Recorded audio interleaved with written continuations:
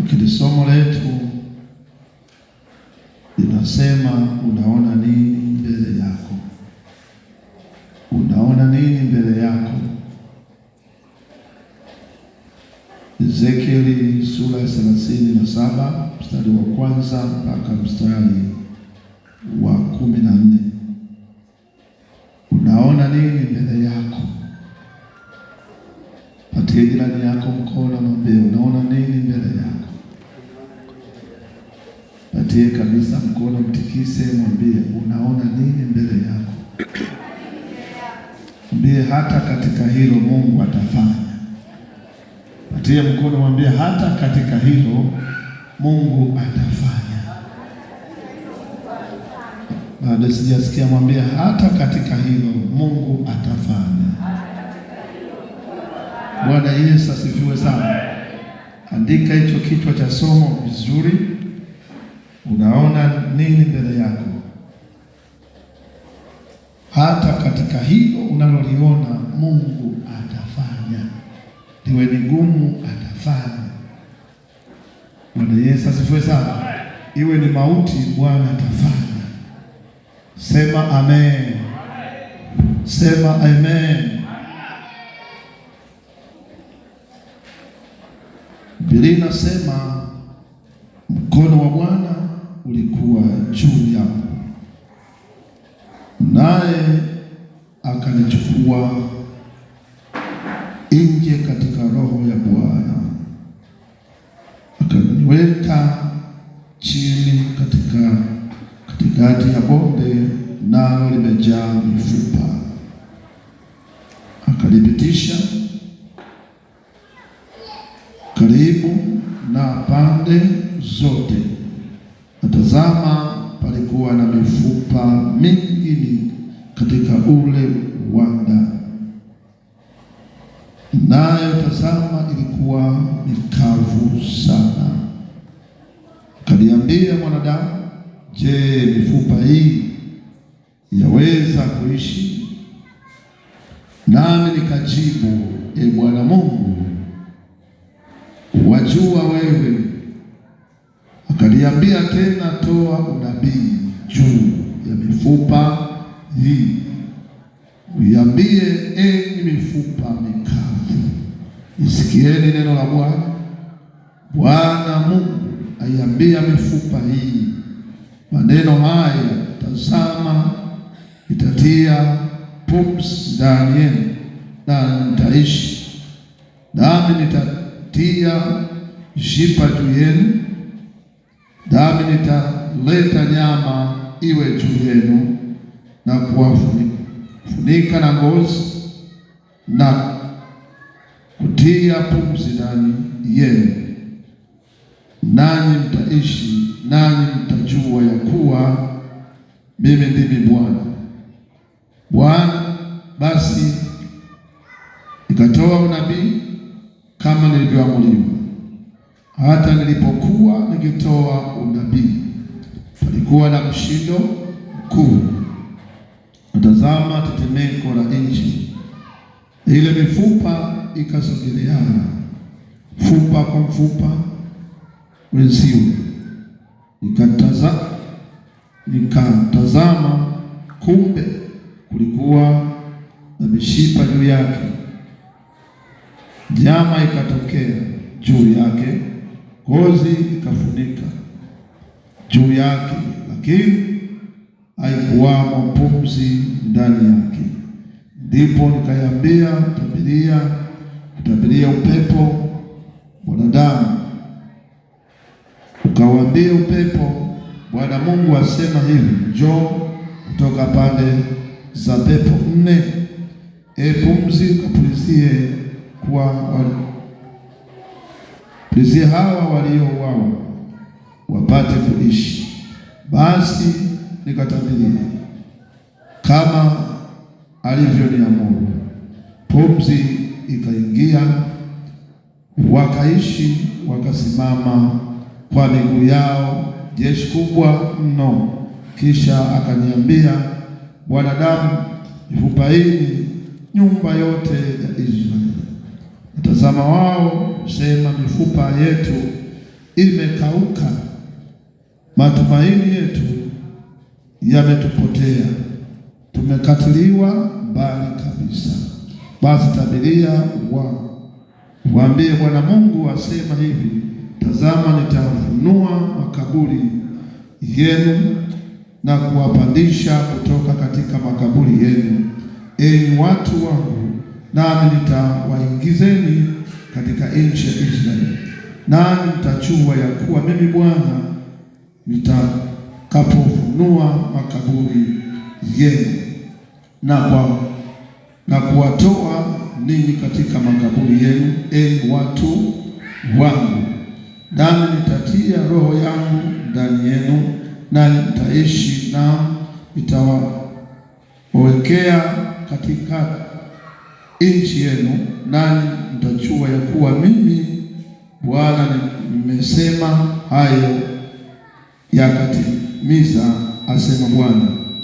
Ndika macho tuombe. Baba, katika jina la Yesu, wewe ni Mungu mfalme wa uzima. Asante kwa mkono wako mchana wa leo. Roho Mtakatifu, ninaomba shuka na nguvu zako, tumie kama punda wako sasa ninapokwenda kuyanena maneno yako.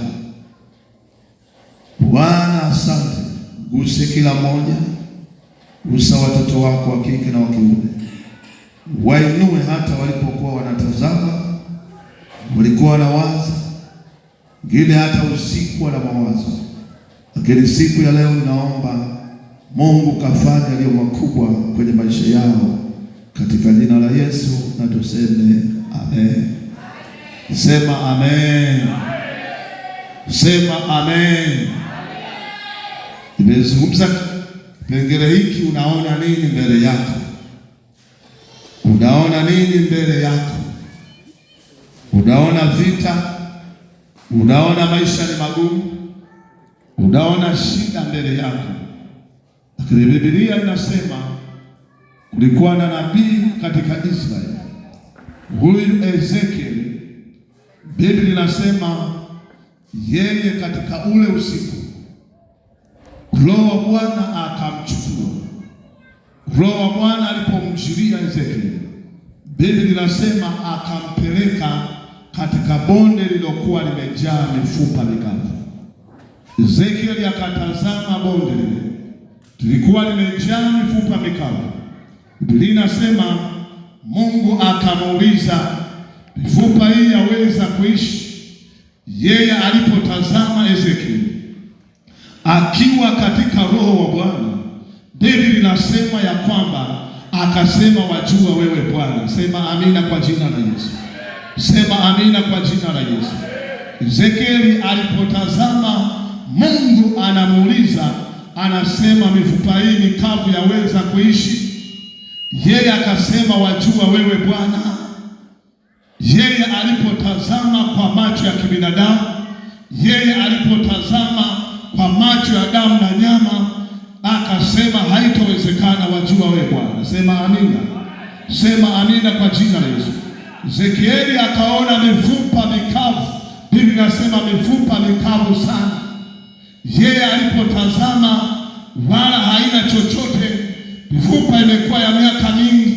Yeye akiitazama katika Roho wa Mungu akaona mifupa ipo ndani ya makaburi, imejaa kwenye bonde. Mungu alipomuuliza hakuweza kutoa majibu. Sema amina kwa jina la Yesu. Haleluya.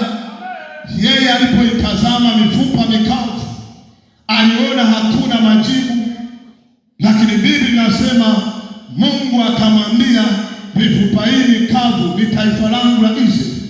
Akasema itabilie hii mifupa. Biblia inasema ndipo Ezekiel yeye alipochukuliwa na Roho wa Mungu akaanza kutabiri kwa habari ya mifupa mikavu. Haleluya. Sema amina kwa jina la Yesu. Mungu akajifunua hata katika hali ya mifupa mikavu.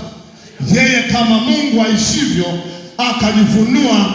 Biblia inasema ndipo Ezekiel akasikia mshindo mkuu, na Biblia inasema mfupa kwa mfupa ukaanza kusogeleana.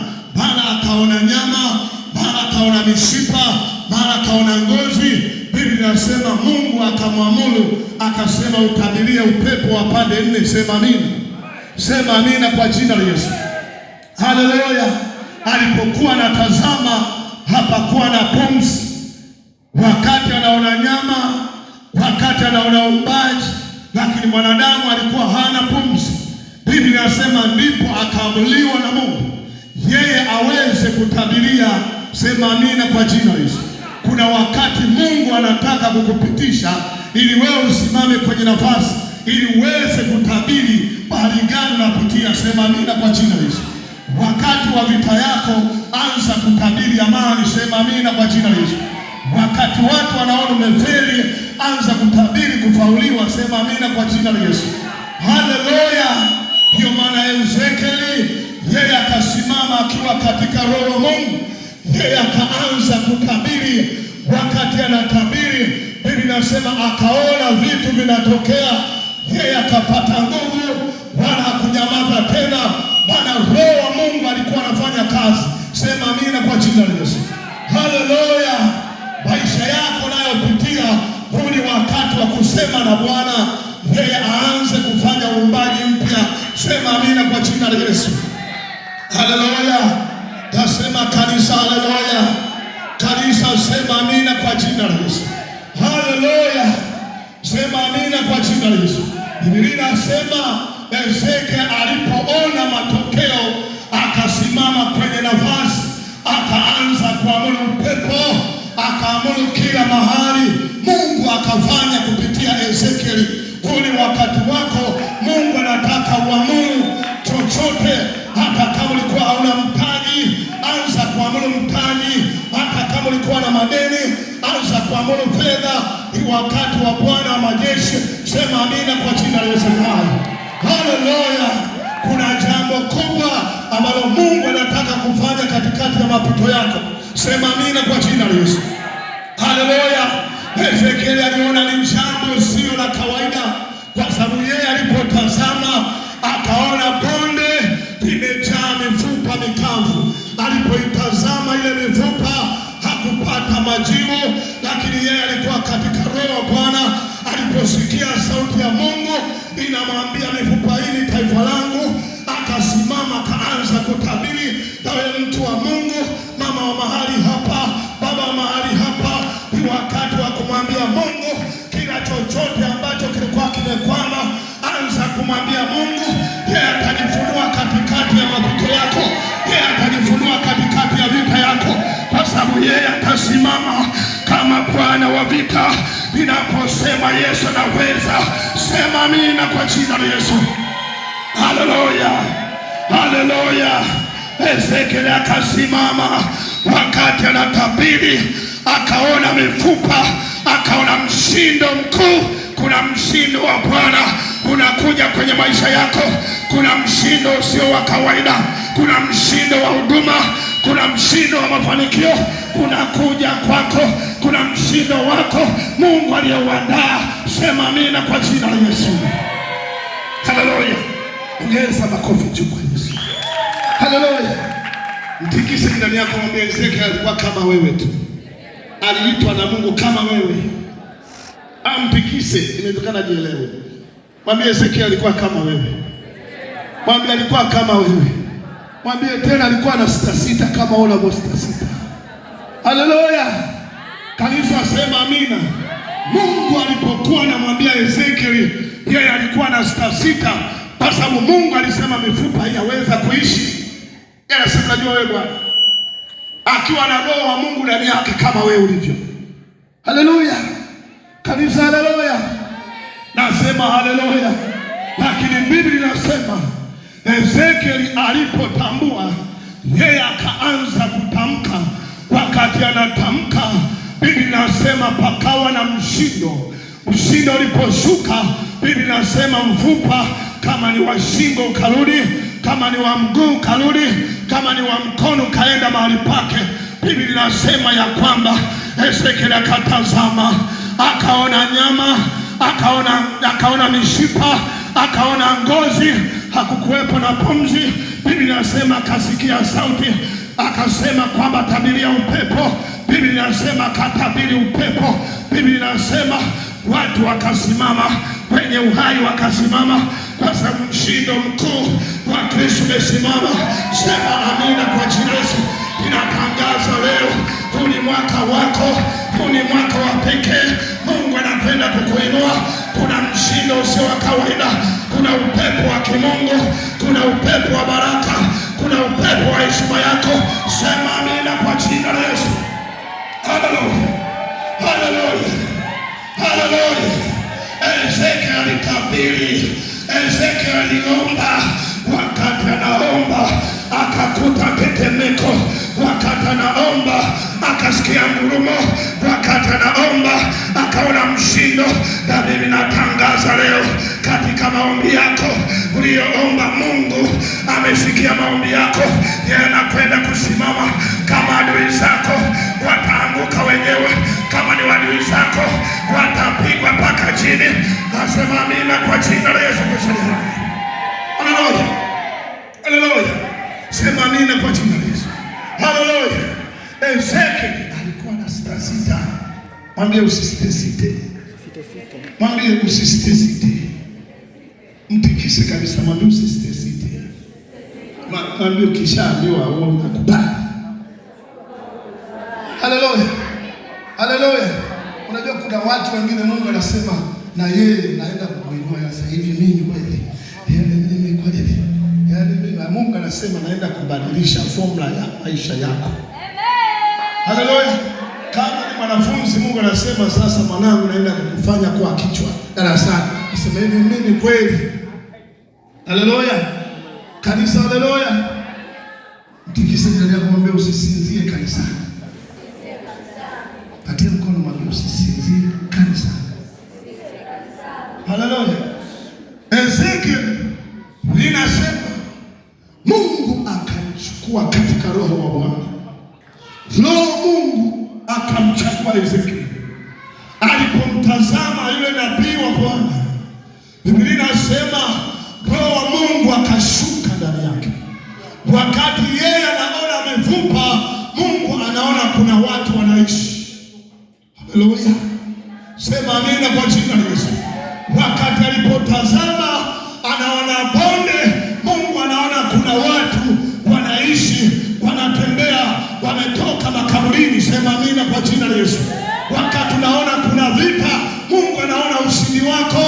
Wakati unaona mauti, Mungu anaona ufufuo.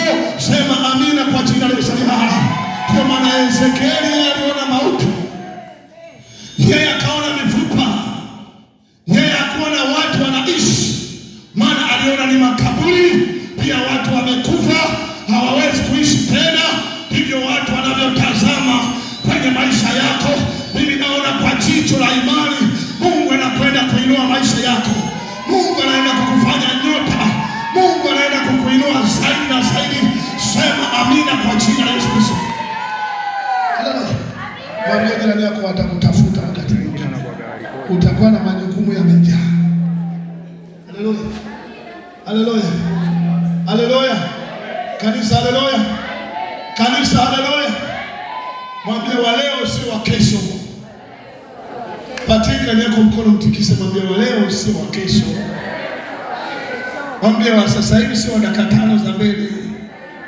Maana naishi kwa dakika za nyuma za jana, zishapita hizo. Haleluya. Sema amina kwa jina la Yesu. Vaa ujasiri. Vaa tamko la kimungu. Watu wanapotamka mabaya, tamka jema kwako. Sema amina kwa jina la Yesu. Ndio maana Mungu alikuwa anatamka. Yeye anamuuliza maswali Ezekiel, unaona nini mbele yako? Yeye akaona vizuri kwa macho ya nyama.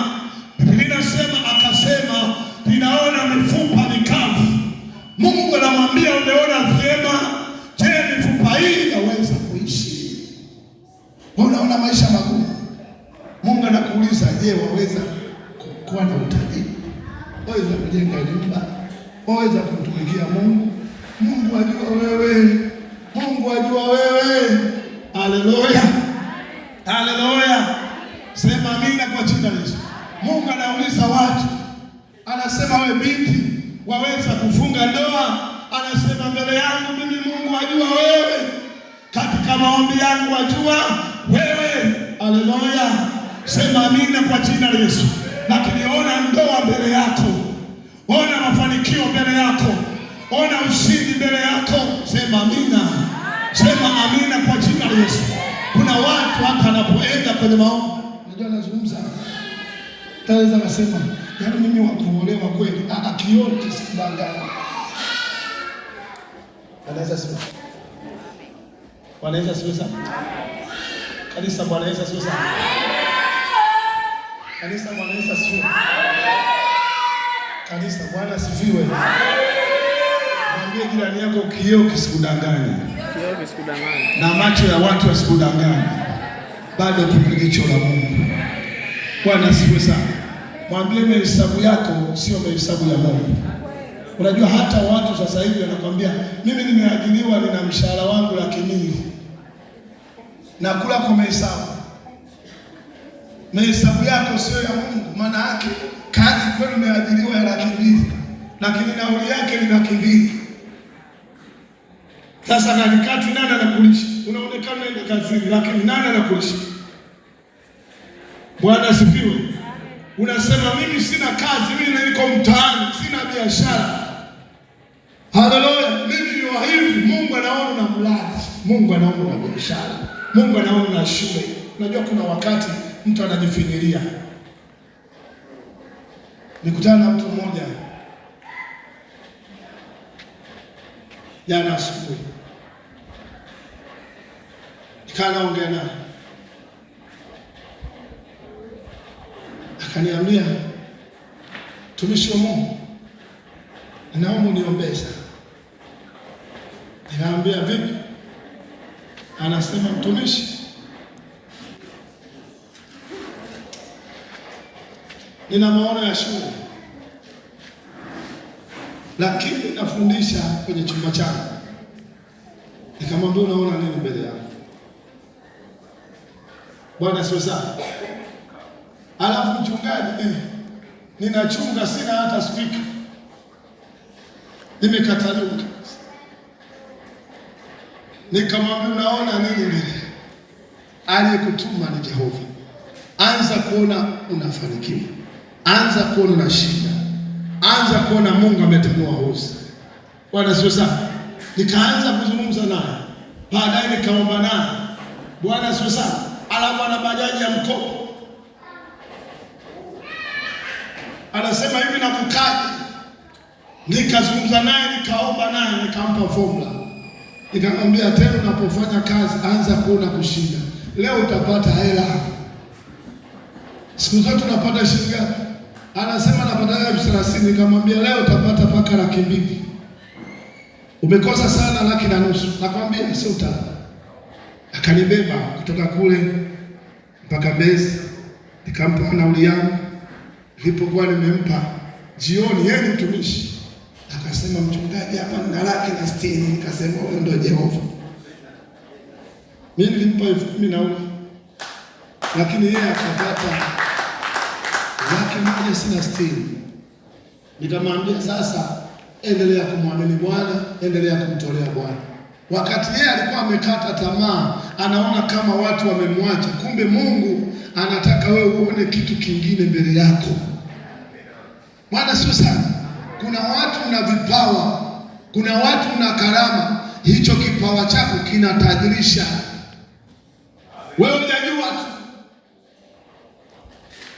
Yaani wewe hujajua tu. Mungu anaweza kugeuza yaani ulimi wako ukaleta matunda, ulimi tu. Watazame hata waimbaji. Yana shida studio, kesho na mwalika na kulipa. Maana yake ni kipawa. Kwa hiyo Mungu maana yake ana uwezo akakupa neema ya tofauti. Kuna mtu ananielewa? Bwana sio sana. Bwana Yesu sio sana. Hivi jifunze hapa tunasikiaga madalali wangapi wanawajua madalali? Wana mitaji. Madalali wa kupangisha nyumba. Sasa hivi madalali mpaka kuonesha mbao za kujengea. Madalali kila kona. Hivi mnaelewa hao? Makoordineta, viunganishi, na wajua mjui. Yaani maana yake ana uwezo akakutafutia wateja na yeye anapata lakini anatumia kipawa. Kuna mtu ananielewa? Kanisa, Bwana Yesu sana. Ni kama hawa vijana naona hawa wanachukua kamera, ukienda sehemu zingine wanalipa hela nzuri, maana ni vipawa vinafanya kazi.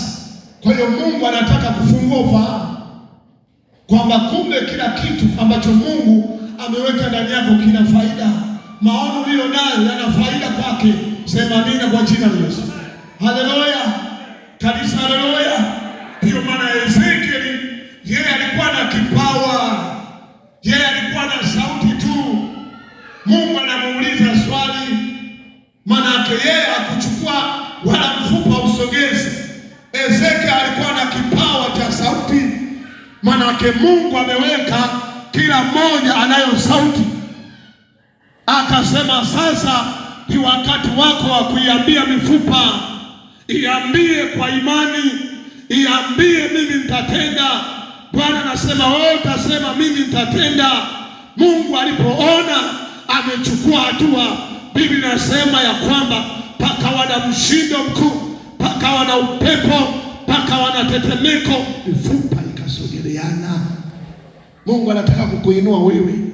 Simama, simama kama shujaa kwa maombi. Simama kama shujaa, simama kama shujaa kwenye neno, wala usiumbishwe. Kuna vitu Mungu ataenda kufanya kupitia neno la Bwana. Ezekieli yeye alisimamia neno, akasema umesema, kwa neno lako umesema, kwa neno lako umesema, umeniamuru nitamke. Mungu aliposikia yeye akafanya sawa sawa na neno lake. Sema amina kwa jina la Yesu. Kuna mambo Mungu anataka yeye akufanyie matendo makubwa. Amina. Kama walimu kwa wangapi hapa? Hebu nyosheni mikono walimu, nyosha mikono. Walimu sasa hivi anza kuwa na mipango mikubwa. Ulivyo leo sivyo ulivyo kesho. Usitembee kinyonge. Unasikia ni walimu? Usifundishie tu nyumbani ukalizika. Anza kutanua ndoto. Mimi nilimwona mtu mmoja yule Macedonia. Yule unayesikia Macedonia, si alianza sehemu kubwa wapendwa. Ni sisi hatuchukui hatua. Yali alinunua kaeneo kama milioni 7 miaka hiyo. Hapo sisi tulikuwa tunalima ndizi. Akakusanya wanafunzi kama hawa hapa, wanapitiliza mpaka mlangoni kwetu, wanakuja kula ndizi. Tulikuwa tunalima ndizi. Ukimuuliza mchungaji, tulikuwa tunalima zile ndizi nini zile za sukari. Watoto wanakuja na paramia ndizi zetu. Bwana Yesu sana.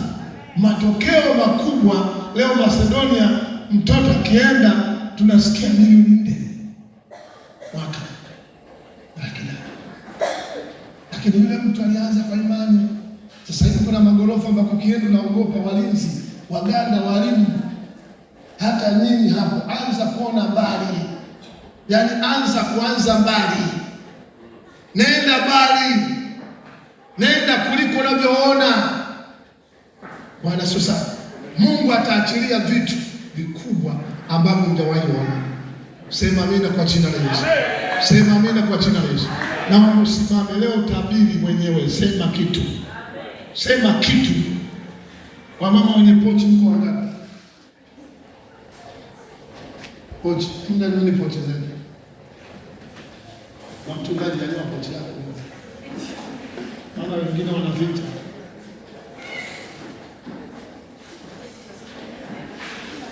Pochi. Sikuwa.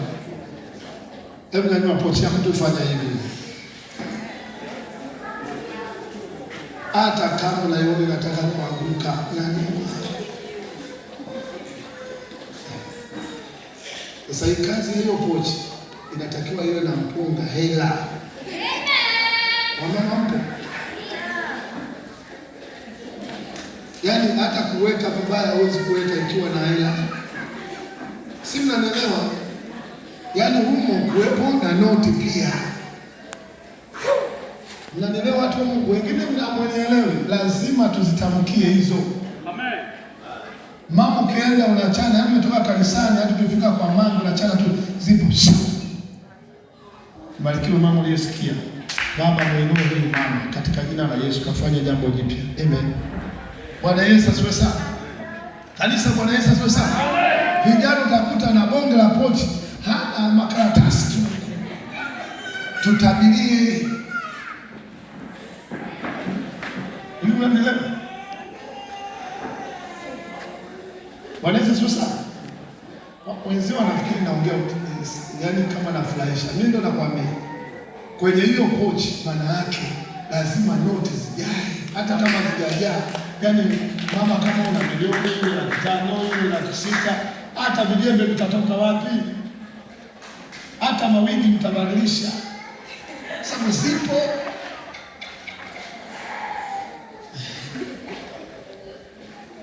Mwili mfulani.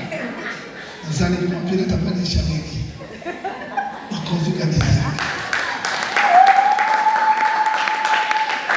Bwana sifiwe sana.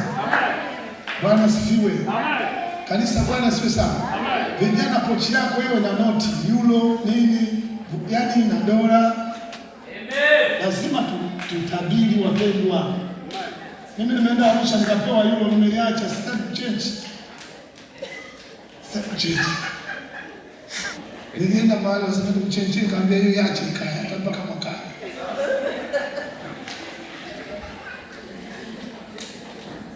Watu wanakasirika, hawaelewi, ndio utabirie. Amen. Mfuko wako ujae na kitu. Amen. Bwana siwe sana. Amen. Kanisa, Bwana sifiwe. Amen. Yaani wewe tamka kwa imani, Mungu, mwaka huu sitaki ukame kwenye pochi. Hata watoto wakiipitia, yaani nakuta wamechomoa 10,000, pigi kelele. Kuna mtu ananielewa? Amen. Mimi na mtoto wangu mmoja pale mwaminifu na mpimaga si yuko hapa, anaitwa Neema. Nawekaga 12,000 na mtupia koti, nenda kafuni. Unasikia baba, hela zako zinaambia asante Yesu, asante Yesu kabisa. Na mpimaga kila atachoma tu 2,000 10,000 tabaki, utasikia kaleta zote, anambia asante Bwana Yesu. Bwana Yesu asifiwe sana. Amen. Sasa muulize mwenzio, je, mmeo akitupa ile koti bila taarifa na jana amekwambia hana hela, atazikuta? Sio tamwambia hivi takiroho inaenda kanisani kuomba. Lakini zikiwepo unabandika, mzee hizi hapa. Vijana mpo, kuanzia leo kataa kuweka karatasi kwenye pochi. Hata 2,000 weka. Wewe hapo pochi yako, toa makaratasi, tupa pembeni. Weka noti. Mbona usichange hata wiki mbili? Unapita hata mandazi na yako pale, unayapita 10,000 yako uchange. Sema mimi kwa jina la Yesu. Haleluya. Haleluya. Kanisa, haleluya. Nyanyua mikono yako juu. Simama hapo mahali ulipo. Wamama, hizo pochi sasa hivi tabiria. Mimi nakwambia kuna watu mtafanikiwa. Pochi gani unayo? Pochi nzuri namna hiyo, umeinunua 40,000, 50,000, alafu inaishi peke yake na makaratasi. Wewe mwalimu, wakati mwingine weka basi kaka utabuku kako, Biblia na hela ziwemo. Jamani, Bwana asifiwe sana. Na peni yako usikae nafu. Maisha yenyewe mafupi haya, yanaongozwa na Bwana. Mungu atakuuliza wewe ulikuweka miaka 50, hata kula vizuri kula. Bwana Yesu asifiwe sana. Hivi kuna mtu ananielewa? Bwana asifiwe sana.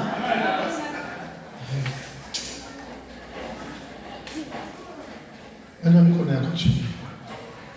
Sema, Bwana Yesu, kuanzia sasa nakuja kwako kwa neno lako ambalo umesema nasi. Ninatamka sasa baraka kwenye vyanzo vya uchumi, biashara, mipango yangu katika jina la Yesu. Katika jina la Yesu natamka upepo wa kisulisuli ukalete baraka zako katika jina la Yesu. Kila mahali kwenye vyanzo vya uchumi, iwe nyumbani kwangu katika jina la Yesu. Damu ya Yesu, damu ya Yesu, damu ya Yesu ikaponye kila eneo, ikatakasa kwa jina la Yesu. Kuanzia sasa uchumi wangu, sikia neno la Bwana, unaishi kwa sababu ya Bwana kwa jina la Yesu. Ukalete fedha, ukajenge nyumba nzuri, nami nitaishi katika jina la Yesu. Kuanzia sasa kila ukame, madeni, ondoka. Natamka utajiri, milango ya baraka, milango ya mafanikio kwa jina la Yesu. Kwa mikono yako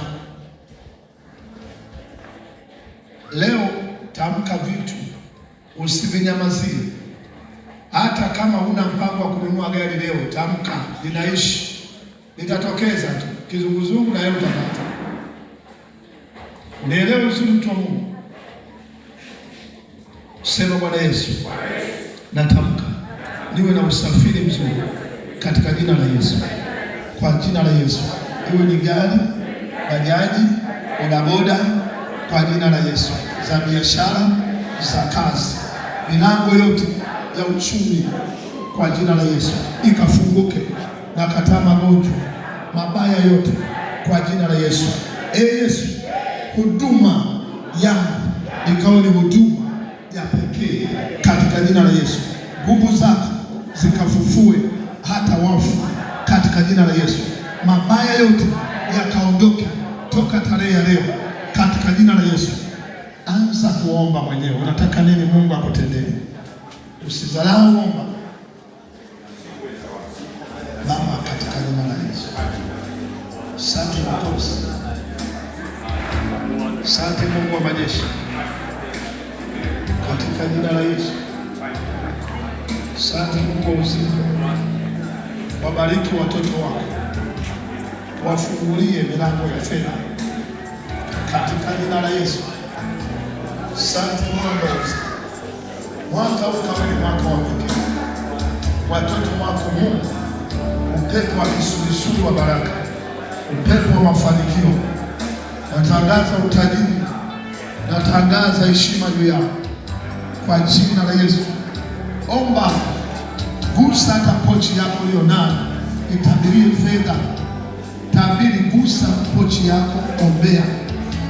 Ombea kwa jina la Yesu. Omba kwa imani, usiombe kama unamwogopa mtu. Hayo ni maisha yako. Unaweza ukaibeba hata miaka 5 haina hata hela. Fungua malango, mwambie Mungu, natamka kuweka fedha. Mungu, natamka baraka na ushindi, ustawi na kuinuliwa katika jina la Yesu. Mkono wako Mungu ukaponye watu kwa jina la Yesu. Bwana, inua watu wako. Mungu wa majeshi, fanya jambo jipya, watetee watu wako kwa jina la Yesu Kristo. Bwana, onekana. Mungu wa majeshi, jifunue katikati yetu. Tunakataa mabaya, tunakataa uharibifu katika jina la Yesu, katika jina la Yesu. Bwana, jidhihirishe. Nasema ombea, ombea chombo chako ulicho nacho. Ombea mtu wa Mungu, usidharau. Kitabirie, tabiri chombo cha kubebea fedha kwa jina la Yesu Kristo aliye hai. Baba, mkono wako Mungu ukaonekana kwa jina la Yesu. Asante Mwokozi, asante Bwana wa uzima, asante kwa uponyaji wako, asante kwa nguvu zako, asante kwa ushindi. Tunaondoa ukame, tunaondoa mabaya, tunaondoa uharibifu, tunaondoa uzito kwa jina la Yesu, kwa jina la Yesu. Pokea baraka, pokea ustawi, pokea kuinuliwa, pokea kwa jina la Yesu. Bwana kawajaze, Bwana kawainue mama, Mungu akawabariki, wajazwe kwenye uchumi wao. Natamka upepo wa fedha juu yao, upepo wa biashara juu yao, upepo wa wateja juu yao. Natangaza kwa wababa, vijana wote kwa jina la Yesu. Hata Mwokozi onekana kwa watoto wao, wengine hawana ada. Mungu wa majeshi, wainue Yesu, wainue Mfalme. Natangaza, pokea mafanikio leo, pokea kuinuka we mama, pokea utajiri, pokea huduma, pokea ufadhili, ukafadhili walio wengi. Mungu akainua huduma yako, Bwana akakutetee kwa jina la Yesu. Bwana akaponye maisha yako, Bwana kaponye ndoa yako, Bwana kaponye kila mahali, ukawe ni mshindi mahali ulipo mgonjwa, na kemea magonjwa kwa jina la Yesu. Toka njia, toka ukame, toka kwa jina la Yesu. Toka milango yote iliyokuwa imefunga, funguka, funguka, funguka, funguka kwa jina la Yesu. Ukainuliwe tena zaidi na zaidi, ukabarikiwe, ukashangaza walio wengi. Pokea neema ya magari kwa njia ya imani kwa jina la Yesu. Bwana kayafunue asalani, Bwana kaonekane nguvu zako Mungu, zikaponye walio wengi, zikaponye maisha yao kwa jina la Yesu. Kila biashara zilizoanguka sasa zikafufuke kwa jina la Yesu. Waliokuwa wanafanya biashara mitaji imeharibika, mitaji yao ikainuke. Bwana wakutanishe na watu sahihi kwa jina la Yesu. Bwana ukainue hata wale waliokuwa hawajaolewa, Mungu kampe waume wema kutoka kwako kwa jina la Yesu. Tunakataa mabaya, tunakataa uharibifu kwa damu ya Yesu Kristo. Asante Bwana Yesu, amen. Makofi kwa Yesu.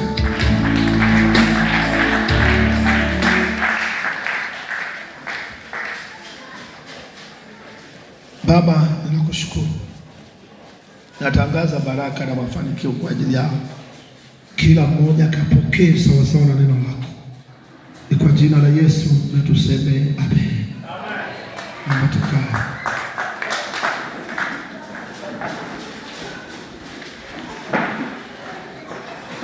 Bwana asifiwe.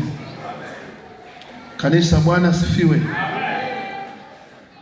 Unapojiona leo sivyo utakavyokuwa kesho. Mungu anabadilisha zaidi ya remote. Sasa hivi maisha yako yamechange. Wewe ni mtu mwingine kabisa. Bwana Yesu asifiwe sana. Ila mtu akikutazama anaiona sura ile ile, lakini katika ulimwengu wa roho wewe sio mtu yule tena. Kwa neno la Bwana sema amina. Sema amina. Wewe sio mtu wa kawaida kabisa. Na kuna neema ya Mungu ya kishindo utaiona kwenye maisha yako. Sema amina kwa jina la Yesu. Bwana kuguse, Bwana kutetee. Amen. Mungu akubariki sana.